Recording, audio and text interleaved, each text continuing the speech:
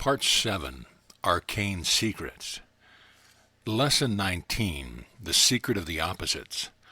Let us now consider the law of opposites, or polarity, the mastering of which constitutes one of the arcane secrets. Listen to the aphorism. Aphorism 21. Everything in the cosmos has its opposite. Every quality, attribute, or condition has its opposite. Everything and every quality, attribute, or condition is one of a pair of opposites, and yet contains within itself a pair of opposites. Polarity is inherent in everything. Everything has its two poles, and also is itself one pole of something else. The pairs of opposites, the two opposing poles, are but phases of the same thing. In the union of the two poles, or pairs of opposites, there is to be found the thing in itself of a thing. There is always a reconciliation and agreement possible between opposites, always a possible synthesis of opposing thesis and antithesis. Everything is and is not at the same time in its qualities, attributes, and conditions, and the reconciliation, agreement, and synthesis reveals a new is. And yet the reconciliation, agreement, or synthesis, the new is but one pole, or one of a pair of opposites of a new and higher polarity or pair, and so on to infinity. In this aphorism is contained the secret of the understanding of all things in the cosmos. This aphorism states a fundamental truth of the arcane teaching, the truth that everything is but one pole of a pair of opposites, and that while everything has its opposite, still the two opposites together form the real thing. Every truth is but a half-truth. Everything is a paradox. There is the other side to everything. There are the two extremes to everything. In this great cosmic law is found the fact that diametrically opposed things, physical, mental, and spiritual, are in reality but the different poles of the same thing. In this law is found the explanation of all physical phenomena, the mental activities and states, and the secret of sex generation and regeneration, and many other important facts and laws of cosmic activity. When one has had his attention directed to the existence of the law of opposites, he will see evidence of its presence and operation on all sides, and in all phenomena of the cosmos. He will soon see that no matter what may be the quality of a thing, another quality, diametrically opposed to the first one, will always be found. Sometimes it is difficult to discover the opposing quality, but the law is invariable and constant, and a careful search will always reveal the opposite. The principle may be called to your mind by reference to a few familiar instances. Thus you will always find an up and a down, a high and a low, a right and a left, a hard and a soft, a heavy and a light, an abstract and a concrete, a long and a short, a broad and a narrow, a hot and a cold, a sharp and a dull, an easy and a difficult, a north and a south, an east and a west, a positive and a negative, a male and a female, a large and a small, a good and a bad, a light and a dark, a day and a night, a love and a hate, a courage and a fear, a truth and an untruth, and so on until you will find that the moment you notice the quality of a thing, the same moment you will recognize an opposite quality. Your first impression after noticing these pair of opposites is that they are composed of things entirely different from each other, entirely apart, and far from being the same thing. But examine a little closer. What do you see? Where do you draw the line between up and down? You may say that one thing is up and another down in comparison with each other, or in relation to some other thing. But in the abstract, apart from comparison and relativity, where is your dividing line which causes one direction in space to be up and another be down? You will find that there is no such absolute division, and that your up and down are but relative and comparative terms, depending upon some imaginary or temporary dividing line. Astronomers recognize this fact, and one of the first things they teach their students is that there is no up nor down in space. The same is of course true with high and low, right and left, etc. Also with the cardinal points, which consist of pairs of opposites. Travel north as far as you can go, and reaching the North Pole, you will find yourself in a position, whatever way you travel, your next step will lead you south. Travel east as far as you can, and you will find yourself returning to your starting point from the west. From there is no east or west pole. What is west to us is east to others. China and India are in the Great East, but they are west to Americans. We can reach them by traveling either east or west. You think that hard and soft are two entirely different things, do you not? Then tell us where you draw the line between hard and soft. What constitutes a thing hard or soft except relativity and comparison? Where is your absolute hard or absolute soft? Hard and soft are but names for degrees of a something, the two opposites or poles of which we call hard and soft, respectively. The same is true of heavy and light. Where is your dividing line?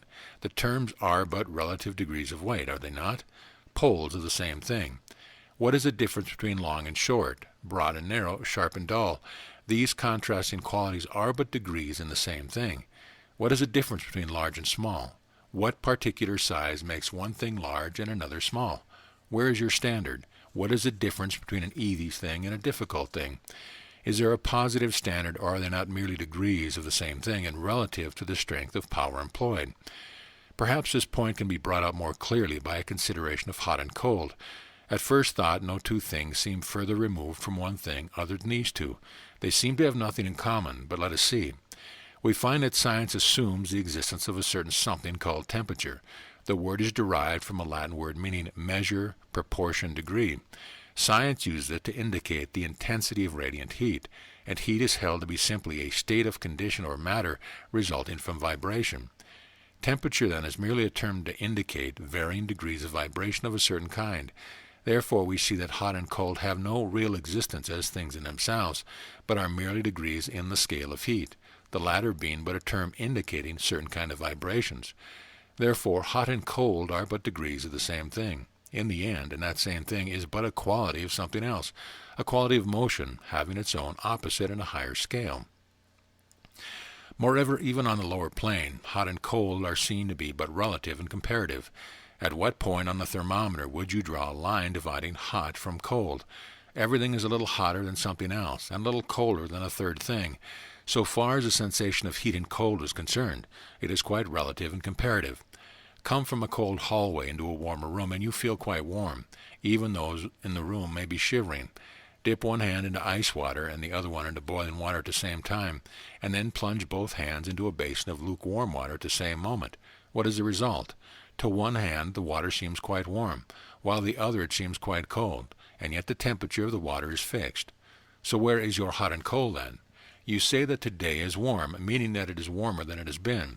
A month from now you may call the same temperature cold. In the end you will find that heat and cold are but names designating degrees of heat vibration. You know very well what you mean by each term. You recognize them as opposites, and yet you are unable to fix a dividing line between them or to separate things into two distinct classes of hot and cold respectively.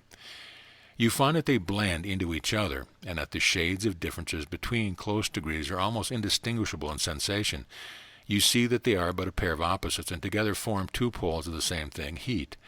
The very cold thing is as much a degree of heat as is the very hot thing. The distinction is merely one of degree. The same law is operative in the field of good and bad. We do not refer to right or wrong in the moral or religious sense, although even that comes under the law and is a matter of degrees upon a standard erected by some particular school, religion, or custom, the standard varying greatly among the schools, sects, or localities. It is often very difficult to determine between right and wrong in any particular standard or scale, so closely do the degrees shade into each other. We refer to good in the sense of desirable, conducive to satisfaction and happiness, and to bad in the sense of undesirable, conducive to dissatisfaction and unhappiness. We find upon analysis and examination that these two terms are but another pair of opposites, which represent degrees of a something, which we may call satisfaction or happiness. A good thing is one which causes happiness and satisfaction. A bad thing, one which produces unhappiness and dissatisfaction.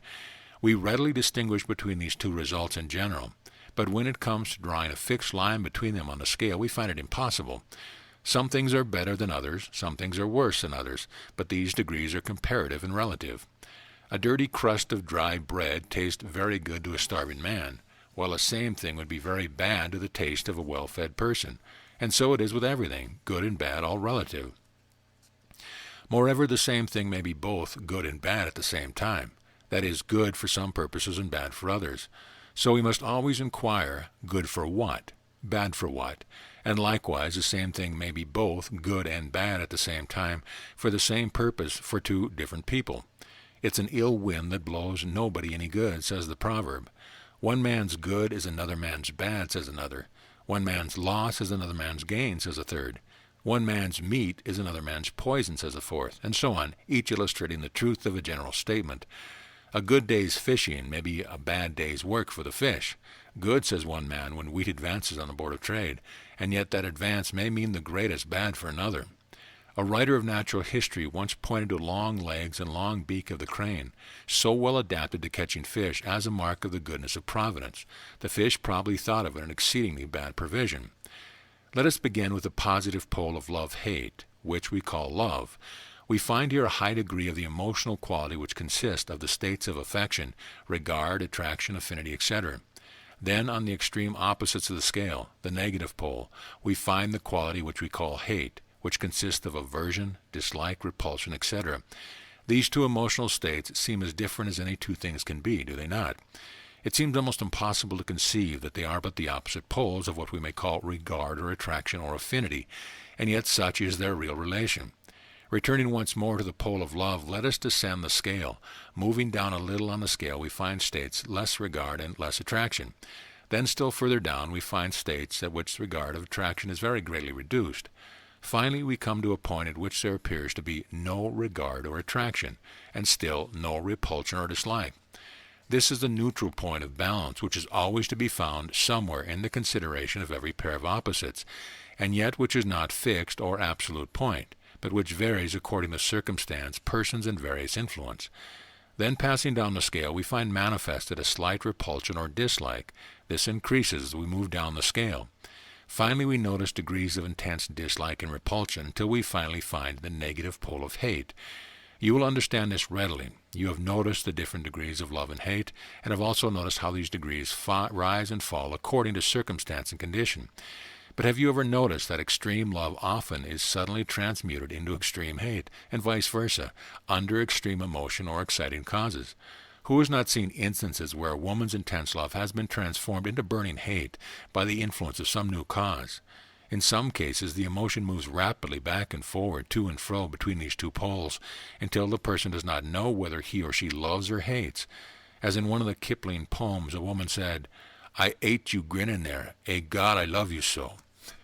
It will be seen that all these transmutations of emotional states from one pole to the other, from love to hate, from fear to courage, are but changes of polarity, or a shifting of position on the emotional scale. But these changes are always along the scale of emotion, which has the two poles, and not from one emotion to another. Emotions of different scales cannot be transmuted one to another. They must belong to the same scale. Water may be transformed into steam, and wood into smoke, but water cannot be transformed into smoke, nor wood into steam. And so it is with emotional states. The transmutation must be along the degree of, or between the poles of, the same scale.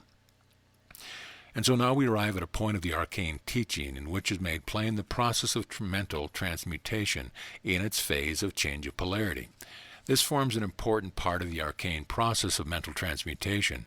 By the application of the trained will, it is possible for the student to transmute one emotional state to its opposite by changing the polarity.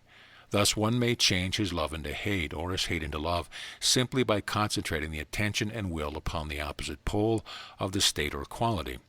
In the arcane process, the student is never told to fight or kill out an undesirable emotional quality by opposing sheer will to it. This is a waste of energy and is moreover quite unscientific. The proper method is to concentrate on the opposite pole, and thus change the vibration and shift the emotional center of balance. In the same way and under the same law, the emotional states of others may be influenced by polarizing their minds on the opposite pole of the scale of the emotion in question. Hate is not to be combated by hate. This only adds fuel to the fire. The proper way is to form the mental image of like and attraction in your mind and then concentrate its effects upon the other person. Just as you may change your own emotional states, so you may change his, under the proper condition and by the proper methods.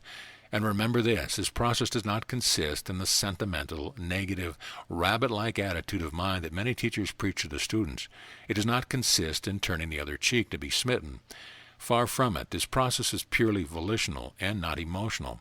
It is the bringing into play of the scientific principle of mentalism, not wishy-washy emotional sentimentalism or the practice of kissing the rod that smites you. The Arcanes are not sentimentalist nor emotional weakling. On the contrary, they live in their heads with their balance in the will. but nevertheless they tell you that the way to combat hate is by its opposite pole. This is the paradox which requires thought to solve. It is the principle taught in the old fable, in which the sun and the north wind dispute their power to tear away a man's cloak from him. The harder the north wind blew, the closer the man hugged his cloak around him. But when the sun tried to the effect of its heated rays, the man soon dropped the cloak because he found it uncomfortable. Polarizing in an opposite negates the first condition. If you are strong enough to hear the full truth, listen to these words. The advanced occultist regards both love and hate as emotions of the me side of oneself. Therefore he rises above both, and neither loves nor hates in the ordinary meaning of the term. He maintains a balance in his I, like the man on the tightrope with his balancing pole, first shifting the balance to one side and then to the other, as occasion renders advisable. He thinks that the slave to love is as miserable as the slave to hate, and he avoids both extremes. He finds that the synthesized love-hate is in itself but one pole of a something else, and he moves up higher to that something. Instead of being compelled to sail according to the wind of emotion, he plows his way through the sea of life by the power of the steam of will. He knows the opposites, the two poles of everything, to be but phases of a synthesis of opposite qualities. He changes them to suit himself and his purposes. He solves the problem of the two ends by tying them together. He is balanced between the two poles. He neutralizes unnecessary qualities and undesirable ones by changing their polarity. He grasps both horns of the dilemma. He embraces the paradox as a whole. He claims all, but allows not to claim him. He uses all, but allows not to use him. Along this road lies mastery. End of lesson.